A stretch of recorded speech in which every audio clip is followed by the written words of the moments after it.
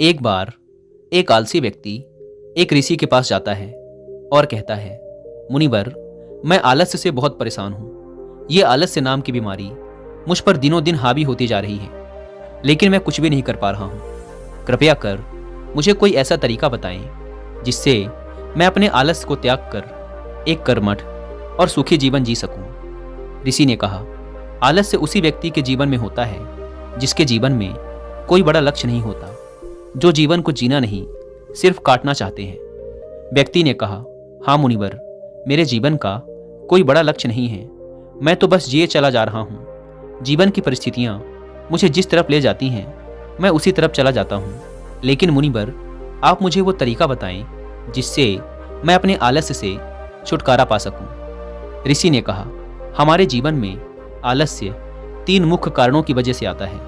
पहला कारण है किसी बड़े लक्ष्य का ना होना, दूसरा कारण है अपने शरीर और मन को ना समझना, और तीसरा कारण है आलसी और कामचोर व्यक्तियों की संगत करना। आलसी व्यक्ति ने कहा, मुनिवर, जरा इन तीनों बातों को विस्तार से समझाएं। ऋषि ने कहा, जिस व्यक्ति के जीवन में एक बड़ा और स्पष्ट लक्ष्य नहीं है, उस व्यक्ति के जीवन से आलस्य कभी जा ही नहीं सकता, क्योंकि एक स्पष्ट लक्ष्य व्यक्ति को निरंतर उत्साहित और कर्मशील बनाकर रखता है। और जब व्यक्ति के जीवन में आलस्य का आगमन होता है तो यह मजबूत लक्ष्य ही उसे याद दिलाता है कि यह समय आलस्य करके बर्बाद करने का नहीं बल्कि कर्म करने का है। लेकिन लक्ष्य ऐसा नहीं होना चाहिए जिसे तुमने अति उत्साह या निराशा के क्षणों में बनाया हो, क्योंकि उत्साह और निराशा के पलों में बनाए गए लक्ष्य इन परिस्थितियों के समाप्त होते ही कमजोर और क्षीण पड़ जाते हैं। लक्ष्य का निर्धारण हमेशा ही अनुकूल परिस्थितियों में बहुत ही सोच समझकर और शांत दिमाग से करना चाहिए। वह लक्ष्य तुम्हारी भावनाओं और दिल से जुड़ा होना चाहिए। साथ ही उस लक्ष्य के बनाने के पीछे का एक बहुत ही मजबूत कारण भी होना चाहिए कि आखिर तुम उस काम को क्यों करना चाहते हो, क्योंकि जब तुम अपने लक्ष्य से भटक रहे होगे तो उस लक्ष्य के पीछे का मजबूत कारण ही वो शक्ति होगी जो तुम्हें अपने लक्ष्य की तरफ वापस खींच लाएगी। अगर तुम्हारा लक्ष्य ऐसा है जिसके बारे में सोचकर ही तुम्हारे अंदर जोश और आंखों में आंसू आ जाते हैं, तो फिर तुम्हें चिंता करने की जरूरत नहीं है, क्योंकि फिर तुम्हारा लक्ष्य ही तुम्हारे आलस्य को खत्म कर देगा। ऋषि ने आगे कहा, लेकिन कुछ ऐसे भी लोग होते हैं जिनके जीवन में लक्ष्य तो होता है लेकिन वे फिर भी आलस्य करते हैं। तो इनके जीवन में आलस्य का कारण है कि ऐसे लोग ये नहीं समझ पाते कि हमारा मन काम कैसे करता है।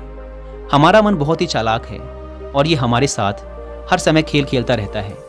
ये कभी भी किसी काम का विरोध नहीं करता, बल्कि या तो उस काम को टालता है या फिर उस काम को करने में आने वाली कठिनाइयों को बढ़ा चढ़ाकर दिखाता है। जैसे कि अगर तुम इससे कहोगे कि पढ़ाई करनी है तो ये कहेगा थोड़ी देर आराम कर लेते हैं फिर पढ़ाई करेंगे।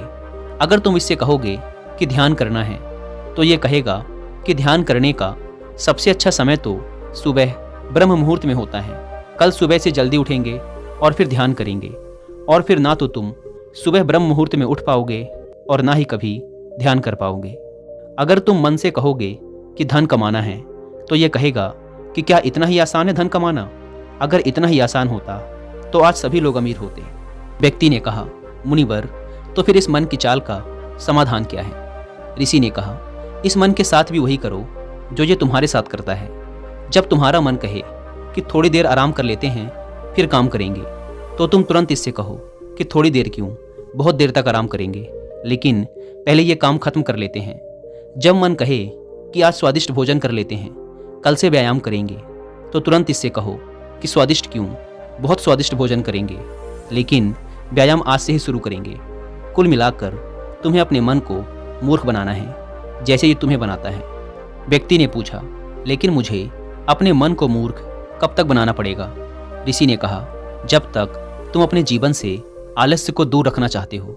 ऋषि ने आगे कहा, या तो तुम अपने मन को मूर्ख बनाओ, नहीं तो ये मन तो तुम्हें मूर्ख बना ही रहा है।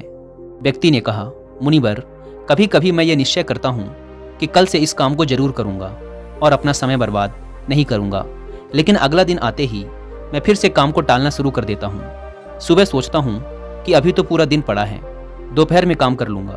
दोपहर होती है तो सोचता हूँ कि शाम को कर लूँगा, और फिर शाम से रात हो जाती है, लेकिन मैं अपना काम शुरू भी नहीं कर पाता हूँ और फिर पछताता रहता हूँ। समय बर्बाद करने के लिए खुद को कोसता रहता हूँ और फिर अगले दिन भी मेरे साथ यही होता है, उसके अगले दिन भी मेरे साथ यही होता है और ये चक्र लगातार चलता आ रहा है। मैं अपने समय को सही तरीके से व्यवस्थित नहीं कर पा रहा हूँ। ऋषि ने कहा, बात समय को व्यवस्थित करने की नहीं है, बात तो मन को व्यवस्थित करने की है। जब तक तुम्हारा मन व्यवस्थित नहीं होगा तब तक तुम समय को व्यवस्थित कर भी नहीं सकते। अगर तुम्हें अपने समय को नियंत्रित करना है तो तुम्हारा अपने मन पर नियंत्रण होना बेहद आवश्यक है और ये संभव है ध्यान से, अपने विचारों के प्रति जागरूक होने से। दोस्तों, ऋषि ने उस आलसी व्यक्ति से ठीक ही कहा है कि हम अपने मन को व्यवस्थित किए बिना अपने समय को व्यवस्थित नहीं कर सकते। और इस टॉपिक के ऊपर एक बहुत ही अच्छी किताब भी लिखी गई है जिसका नाम है mind management not time management, जिसकी आप हिंदी में बुक समरी सुन सकते हैं सिर्फ कुक एफएम ऐप पर।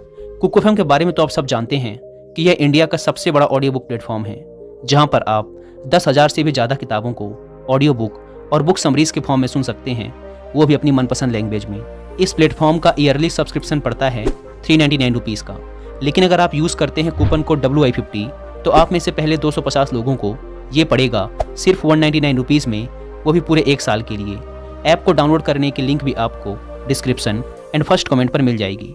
व्यक्ति ने कहा, मुनिवर, लेकिन कभी कभी ऐसा भी होता है कि किसी काम को करने का मन भी होता है, वो काम जरूरी भी होता है, लेकिन तब हमारा शरीर आलस्य करता है। हमारे शरीर में इतनी ऊर्जा नहीं होती कि हम उस काम को कर सकें।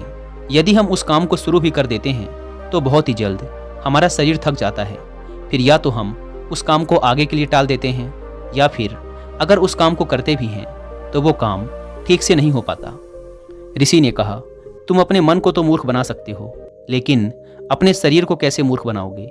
शरीर चलता है ऊर्जा से और ऊर्जा मिलती है भोजन से, लेकिन अगर तुम ऐसा भोजन करोगे जिसमें खुद कोई ऊर्जा नहीं है, कोई जीवन नहीं है, तो तुम्हारे शरीर को ऊर्जा कैसे मिलेगी? तुम्हारा शरीर पूरे दिन आलस्य से घिरा रहेगा। ऊर्जा रहित भोजन से मेरा आशय ऐसे भोजन से है जो हम सिर्फ स्वाद के लिए खाते हैं, जिसे ग्रहण करने से हमारे शरीर का संपूर्ण विकास नहीं होता। इसीलिए तुम ऐसा भोजन ग्रहण करो जो तुम्हारे शरीर में ऊर्जा भरे, ना कि आलस्य। व्यक्ति ने कहा, मुनिवर, मैं यह तो समझ गया कि कैसा भोजन आलस्य पैदा करता है, लेकिन अब आप मुझे आलस्य के तीसरे कारण के बारे में बताइए कि बुरी संगत कैसे हमें आलसी बना सकती है। ऋषि ने कहा, किसी भी इंसान के जीवन में इस बात का सबसे ज़्यादा फर्क पड़ता है कि वो कैसे लोगों के साथ अपना समय व्यतीत करता है, क्योंकि कोई भी इंसान अपने आसपास के माहौल और लोगों से सबसे ज़्यादा प्रभावित होता है। इसीलिए तुम्हें इस बात का ध्यान रखना बहुत ज़रूरी है कि कहीं तुम्हारे मित्र आलसी स्वभाव के तो नहीं हैं, कहीं वो काम को टालने की आदत से ग्रसित तो नहीं हैं, क्योंकि अगर ऐसा है तो आज नहीं तो कल तुम भी आलसी बन ही जाओगे, तुम भी काम को टालना सीख ही जाओगे, क्योंकि बुरी आदतें अच्छी आदतों की तुलना में ज़्यादा आसानी से लोगों को अपनी ओर आकर्षित करती हैं और फिर लोग इन बुरी आदतों के गुलाम बन जाते हैं। इसीलिए तुम्हें अपने आसपास के लोगों के आलसी स्वभाव के प्रति भी जागरूक रहना पड़ेगा और ऐसे लोगों का साथ छोड़ना पड़ेगा जो स्वभाव से आलसी हैं। अगर आलसी लोगों की संगत करोगे तो आलसी ही बनोगे, ऊर्जावान लोगों की संगत करोगे तो ऊर्जावान बनोगे, और ये निर्णय पूरी तरह से तुम्हारे हाथों में है। इसीलिए कर्मठ और ऊर्जावान लोगों के साथ रहो, और अगर तुम्हारे आसपास ऐसे लोग नहीं हैं तो अकेले रहने की आदत डाल लो। व्यक्ति ने कहा, मुनिवर, लेकिन मैं शुरुआत कहाँ से करूँ? ऋषि ने कहा, शुरुआत करो एक स्पष्ट और मजबूत लक्ष्य को बनाने के साथ, जिसके बनाने के पीछे का एक मजबूत कारण भी होना चाहिए। उसके बाद अपने मन को खुद को मूर्ख मत बनाने दो, बल्कि इसे मूर्ख बनाते रहो, क्योंकि जैसे ही तुम इसे मूर्ख बनाना बंद करोगे, ये तुम्हें मूर्ख बनाना शुरू कर देगा। उसके बाद अपने शरीर का ख्याल रखो कि तुम कैसा भोजन करते हो। ज़्यादा से ज़्यादा हल्का भोजन करने की कोशिश करो, क्योंकि भोजन को पचाने में ही हमारा शरीर बहुत सी ऊर्जा नष्ट कर देता है, जिससे बाकी कामों को करने के लिए कम ऊर्जा बचती है और फिर हम आलस्य और कमजोरी महसूस करते हैं। आसानी से पचने वाले और ऊर्जा से भरपूर पदार्थ ही अपने भोजन में शामिल करो। उसके बाद अपने सोने और उठने का समय निश्चित करो। इससे तुम ज़्यादा अनुशासित रह पाओगे। अपने दिनचर्या में रोज व्यायाम और ध्यान का समय भी निश्चित करो। साथ ही किसी भी काम को खत्म करने का एक समय निश्चित कर दो। इससे तुम्हारा दिमाग उसी समय तक काम को पूरा करने के लिए खुद को प्रेरित करेगा, जिससे तुम किसी भी काम को समय पर खत्म कर पाओगे। इसके बाद सबसे महत्वपूर्ण बात कि आलसी और कामचोर लोगों की संगत करना छोड़ दो और खुद के साथ समय बिताना शुरू करो। अगर तुमने इन सारी चीज़ों का पालन किया तो आलस्य तुम्हारे जीवन से पूरी तरह से गायब हो जाएगा। ये सारी बातें सुनने के बाद व्यक्ति ने कहा, मुनिवर, आलस्य से छुटकारा पाना तो बहुत ही आसान है। ऋषि ने कहा, ये आसान भी तुम्हारे मन को ही लग रहा है। ये मन कब तुम्हारे साथ कैसे चाल चलेगा, इसके लिए तुम्हें जागरूक रहना पड़ेगा।